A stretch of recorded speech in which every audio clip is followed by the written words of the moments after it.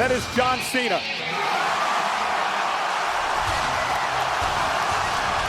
What? Holy shit! It's the Beast! So just as SummerSlam was about to go off the air and John Cena said his goodbyes for his final SummerSlam, Brock Lesnar would make his return, which understandably has set the internet on fire. Brock Lesnar is currently amidst the sex trafficking lawsuit and situation alongside Vince McMahon, which involved his new contract a few years ago having written in that a woman would have to do sexual favors and other things for Lesnar. This, among other things, tying him to the suit. He's not exactly the shiniest PR choice they could have made, especially after the backlash from a large amount of fans and viewers as of late, with WWE taking such a hard stance on their support for Donald Trump. Making America fit again. Because whenever you bring politics into wrestling, it's always going to get a little messy no matter who you choose to support. The last update that we had around this Brock Lesnar, John Laurinaitis, Vince McMahon lawsuit was that the former WWE executive, head of talent relations and co-defendant in the sex trafficking lawsuit involving Vince McMahon, John Laurinaitis, had reached a confidential settlement to flip on the former CEO of WWE. John Laurinaitis was also accused of sex trafficking in the lawsuit filed by the ex-employee Janelle Grant. Grant alleged that both Laurinaitis and McMahon subjected her to years of sexual abuse and coercion, with WWE superstar Brock Lesnar also named in that lawsuit as well, which makes this one of the most mind-boggling decisions they could have made at this point in time. Now, in case you're wondering, how does Brock Lesnar link into this sex trafficking lawsuit? Why is he involved? Janelle Grant amended the complaint in her ongoing lawsuit against McMahon, who she accused of sex trafficking her. The amended complaint included new disturbing allegations against McMahon and other members of the wrestling company, naming Lesnar as the wrestler he had allegedly enticed into staying under contract by using her as a quote sexual pawn. In 2021, McMahon was involved in continued discussions with Lesnar over a return to WWE when he offered her to the wrestler and told her to create personalized sexual content for a WWE superstar, the complaint alleged. According to the suit, McMahon shared explicit photos with Lesnar and told Grant, quote, he likes what he sees. Then, allegedly, after Lesnar agreed to his new WWE contract, McMahon is said to have sent Grant a message in August 2021 telling her, quote, that part of the deal was fucking you. The complaint had previously detailed these allegations but had not named Lesnar, instead citing an anonymous fire. It was in fact the Wall Street Journal who had identified the wrestler in question as Brock Lesnar. And then one of Vince McMahon's attorneys commented the following, saying, quote, as expected, the proposed amended complaint is nothing more than the latest publicity stunt in an ongoing smear campaign. Quote, it is filled with desperate falsehoods from a team that continues to disregard the law and the truth. A few months later, McMahon is said to have given Grant's cell phone number to the WWE star Brock Lesnar,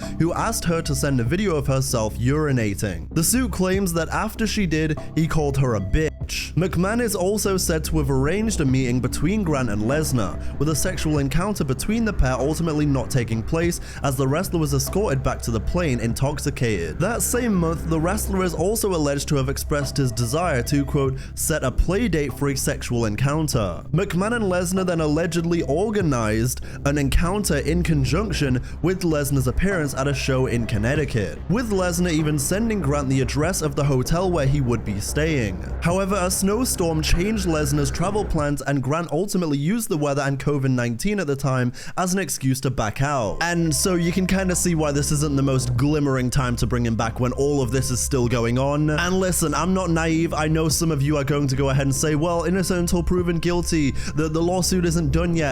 Okay, but when you're in the middle of it, it's probably not a good time to bring him back right now. And I know people are also going to say, well, is this surely not an indicator that he is not guilty? Well, it hasn't really been decided yet. We should probably wrap that up, whatever the decision may be, whatever the outcome, before you bring him back onto your product where you know people are going to be upset, right? You also had the crowd on the post-show chanting, "We want Cross," and Triple H decided to use it as a way to say, you wanted Brock? You got him. It makes it unpredictable. It's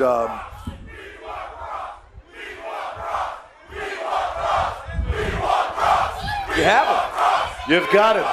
Yeah. You want Brock, you've got him. Genuinely one of the most tone-deaf decisions and things you could ever do. This all happening after what was genuinely an incredible main event. Cody and Cena made up for the Mania match and burned the house down. And as you will know from SmackDown, John Cena is now a babyface and the Cena of old again. And while Cody's entrance was fantastic with the Dusty tribute, Cena's entire entrance was magnificent too. The Cena of old is back, talking to Stu, running down the ramp and smiling. You got one in you?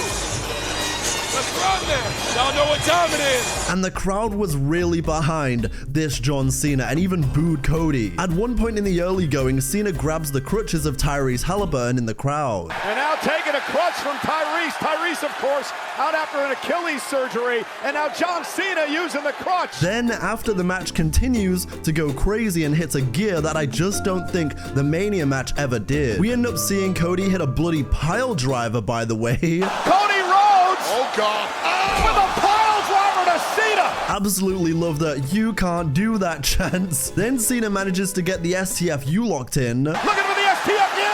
The STFU's in. Completely locked in there. Cody in panic mode. Again, I absolutely love that they decided to actually say STFU because, I mean, when Brock came out, Michael Cole said, "Holy sh**." So, you know, why not say the STFU too? Then there's near falls off Crossroads and attitude adjustments as the brawl is taken to the crowd. Cody though, suplex it John! Which eventually ends with Cena rising up through the Cody Vader and hitting an AA on the ramp. Then Cody doesn't hesitate to go to using the now broken bottom rope on Cena. Then he ends up hitting 3 Crossroads, but Cena still kicks out. Crossroads to Cena! Welcome back, Super Cena. But then Cena goes crazy with 3 attitude adjustments, including an avalanche AA, and Cody kicks out. I said, what? With an avalanche AA championship! Cody kicked out! Then in the end, Cody hits a Cody cutter through the table from the top rope and hits Crossroads one final time to become WWE champion again. Crossroads to Cena! Into the cover! Hooks the leg! Cody Rhodes! Outside of the controversial points, a very enjoyable night 2 of SummerSlam and overall a really fun weekend. One match that I absolutely loved was when the show opened with Naomi, Rhea, and Io. We saw a fantastic Naomi entrance with her dad. These 3 are phenomenal wrestlers with all the aura in the world. I could watch them wrestle all day. So clean, so crisp, so good. Into the riptide by Rhea! Io Sky just before the 3 count! Especially Io Sky and Rhea Ripley here, who continue to cook like they did at Evolution. And now Io delivers a powerbomb to Naomi! I also want to say I was watching this match with my girlfriend. She, much like the rest of the world, agreed Rhea Ripley is hot as hell and enchanting as f***. And she also really enjoyed this match, so yeah, shout out to women's wrestling. So yeah. So, in the end, Rhea Ripley hits a riptide to Io Sky off the top rope and Naomi comes in and steals the win. Riptide! Naomi now from behind rolls up Rhea! Naomi retains the title! I am exceptionally excited for the future of women's wrestling for the Stephanie Vaquer match in Paris, and just wow, I can't say enough good things about this. Next, it was time for the tag team TLC match, and again, wow, this was fun. Genuine match of the year contender where at the start everyone jumped the Wyatt 6, which fair enough, do it again, and the tempo just continued to pick up pace. Absolutely not the Spanish superstar. Oh my goodness, a Spanish fly through a table! At one point, there was a Spanish fly off the top rope to the outside through a table, which is the... Then, when you think this one couldn't get any more insane, Candice LeRae and co come down and start brawling. But Candice's attempt to grab the titles goes wrong. I think they've No! got Oh my God!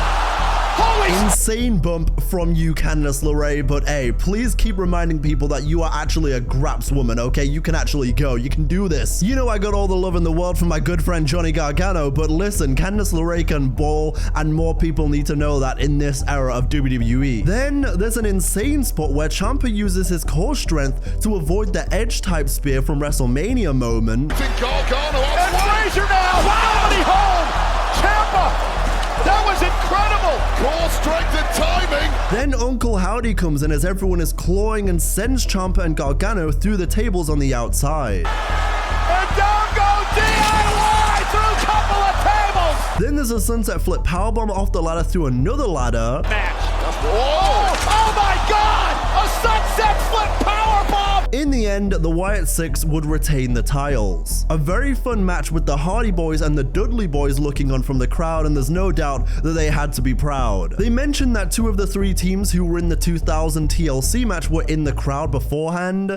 Where are Edge and Christian nowadays? But next, it was time for Lyra versus Becky, which saw Becky Lynch enter with a new theme song that I really liked. It's giving 2000s kid going through emo phase and being obsessed with Evanescence, Linkin Park, and My Chemical Romance. But this was a great match. There was a point early on where Becky brings out a kendo stick just for Lyra to raise her a crowbar. And Becky had a kendo stick, and Lyra now has, that's a crowbar. Then Becky has the chain in the mouth on the post. The chain in the mouth of Lyra Valkyria, and Becky with that sick, sadistic look on her face. Then Becky would continue dominating by unleashing the toolbox, where she zip ties Lyra Valkyria and continues to dominate, striking her with a wrench and then a kendo stick as she's tied up on the post. With the kendo sticks.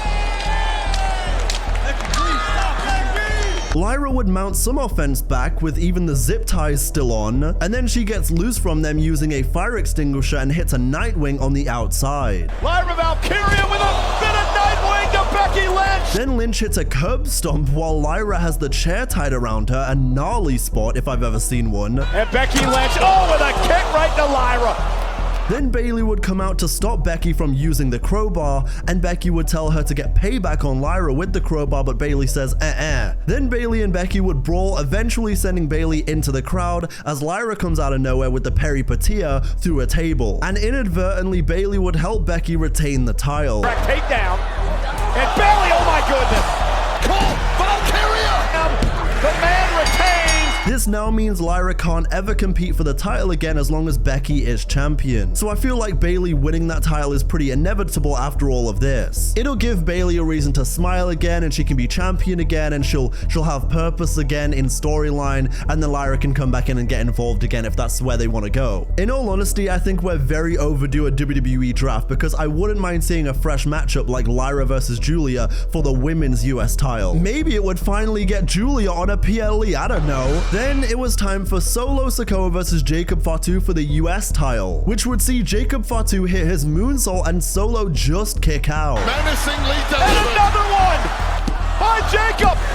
Solo kicked out. Which eventually descends into chaos. You've got Talatanga, Jimmy Uso out there, it's nuts. Then Jacob Fatu is brawling with the MFTs and he gets handcuffed by Talatanga. But then he just breaks free, ripping the handcuffs off his hand, off the cage, and stopping Solo from winning. But then Talatanga would slam the door in his face and help Solo retain. Cage. Oh goodness. And Solo Sikoa is going to win this match. Then, after the match, Jimmy and Jacob would continue the brawl as Solo and Tala watched on. Jacob eventually hitting a moonsault off the top of the cage. Cage. A moonsault by Fatu. Really solid stuff from the Bloodline saga, and I also found it interesting, Solo hasn't been pinned since his match against Roman in January on the Netflix debut. Also, around this point in the show, a fight broke out in the crowd just to add to the chaos of the night.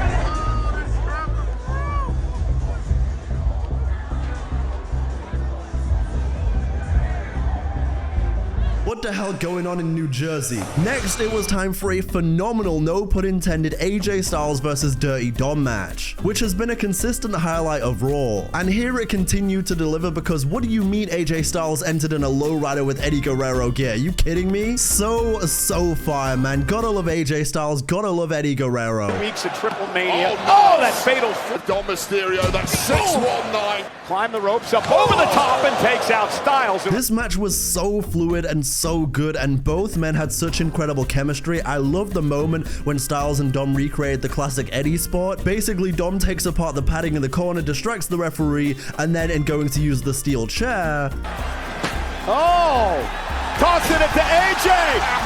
Talk about some lying, cheating, and stealing, and AJ Styles turns it around! And then in the end, Dominic's boot would come loose, and the referee not seeing him use it on Styles, he'd end up hitting a frog splash one final time for the win. And the official, with a frog splash! Stereo covers, wins!